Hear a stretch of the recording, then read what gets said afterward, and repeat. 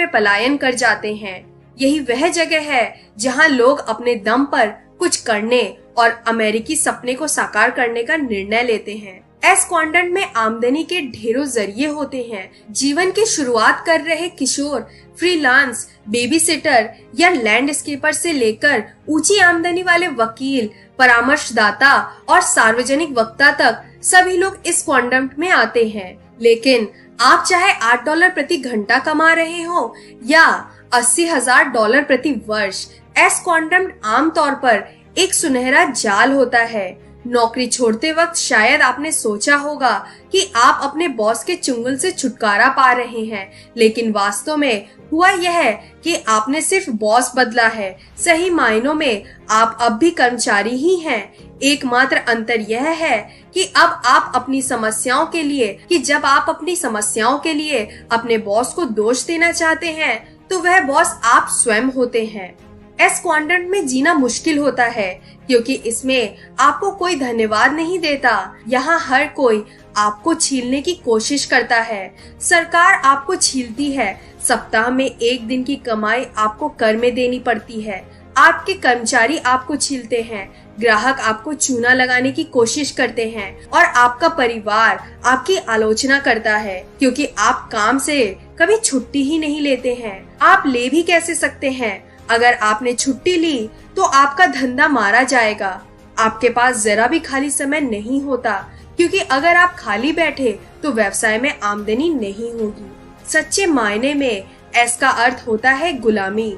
वास्तव में आप अपने व्यवसाय के मालिक नहीं हैं, आपका व्यवसाय आपका मालिक है। बी क्वाड्रेंट वह स्थान है जहां लोग बड़ी बड़ी कंपनियां खड़ी करते हैं। एस व्यवसाय और बी व्यवसाय में अंतर यह होता है कि अपने एस व्यवसाय के लिए आप काम करते हैं जबकि आपका बी व्यवसाय आपके लिए काम करता है। मेरे पास कई बी व्यवसाय हैं जिनमें निर्माण, रियल एस्टेट, खनन कंपनियां और अन्य कई व्यवसाय शामिल हैं। जो लोग बी क्वाड्रेंट में जीते और काम करते हैं उन पर मंदी का खास असर नहीं होता क्योंकि अपनी आमदनी के स्रोत पर उनका पूरा नियंत्रण होता है।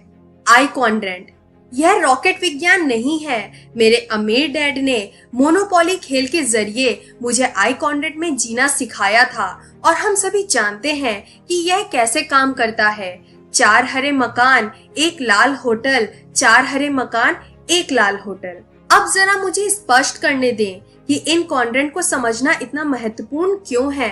आपने कितनी बार देखा है कि कोई व्यक्ति अपनी नौकरी के बारे में शिकायत करता है, फिर वह नौकरी बदल लेता है, लेकिन कुछ साल बाद आपको दोबारा वही पुरानी शिकायत सुनने को मिलती है। मैं काफी समय से कड़ी मेहनत कर रहा हूँ, लेकिन मैं आगे ही नहीं बढ़ पा रहा हूँ। जब भी मेरी तनख्वाह बढ़ती है, हर बार कर और खर्च बढ़ जाने के कारण यह बराबर हो जाती है। मैं यह करना चाहूँगा, लेकिन जीवन के इस दौर में दोबारा कॉलेज जाकर कोई नया पेशा नहीं सीख सकता। यह नौकरी घटिया है, मेरे बॉस घटिया है, जीवन घटिया है आदि। ये और इन्हीं जैसी दर्जनों अन्य बातें बताती हैं कि वह व्यक्ति फंसा हुआ है।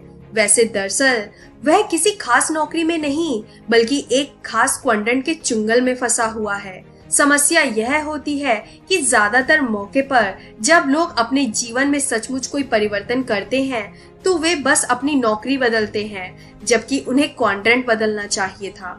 अधिकांश लोग बाएं हाथ वाले हिस्से आई और एस क्वाड्रेंट में ही रहते हैं। हम यहीं पर बड़े होते हैं और जीने का प्रशिक्षण प्राप्त करते हैं।